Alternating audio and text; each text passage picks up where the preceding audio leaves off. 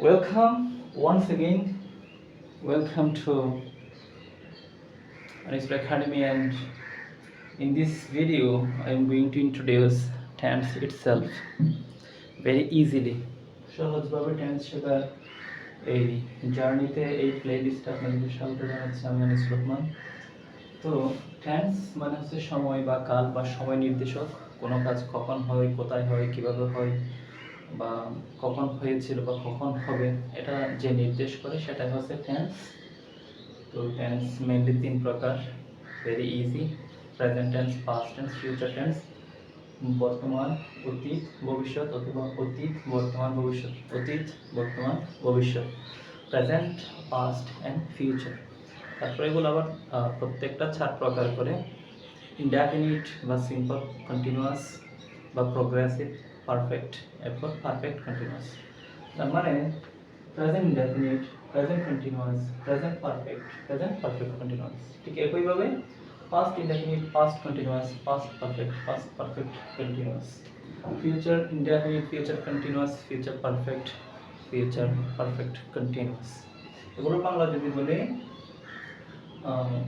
সাধারণ বর্তমান, এরপর হচ্ছে চলমান বর্তমান, এরপর হচ্ছে ঘটমান বর্তমান, চলমান এবং ঘটমান একই, কন্টিনিউয়াস। অন্যদিকে পারফেক্ট মিন্স পুরা গঠিত, যেটা সংগঠিত অলরেডি হয়ে গেছে।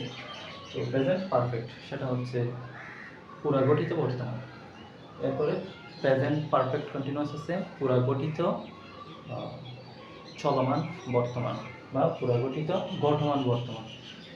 পাস্ট ইনডেফিনিট সাধারণ অতীত, চলমান অতীত, এরপর পুরা গঠিত অতীত, এরপরে পুরা গঠিত চলমান বা ঘটমান অতীত। আরেকবার যদি বলি সাধারণ অতীত, চলমান বা ঘটমান অতীত, এরপরে পুরা গঠিত অতীত, এরপরে পুরা গঠিত চলমান অতীত। ফিউচার টেন্স ভবিষ্যৎকাল, সাধারণ ভবিষ্যৎ, চলমান ভবিষ্যৎ, এরপরে সাধারণ ভবিষ্যৎ, চলমান ভবিষ্যৎ, এরপর পুরা গঠিত ভবিষ্যৎ, এরপর আছে পুরা গঠিত চলমান ভবিষ্যৎ। এগুলো জাস্ট বাংলা। এরপরে ভিডিওতে একটা করে অথবা একটার সাথে আরেকটা কীভাবে সম্পর্কিত এটা তুলনা করে করে আমি ক্লাস দিতে থাকবো। যেমন ইনডেফিনিট এবং কন্টিনিউয়াস, এটার মধ্যে তুলনা করে, অথবা প্রেজেন্ট ইনডেফিনিটের সাথে পাস্ট ইনডেফিনিটের কী সম্পর্ক, ফিউচার ইনডেফিনিটের কী সম্পর্ক।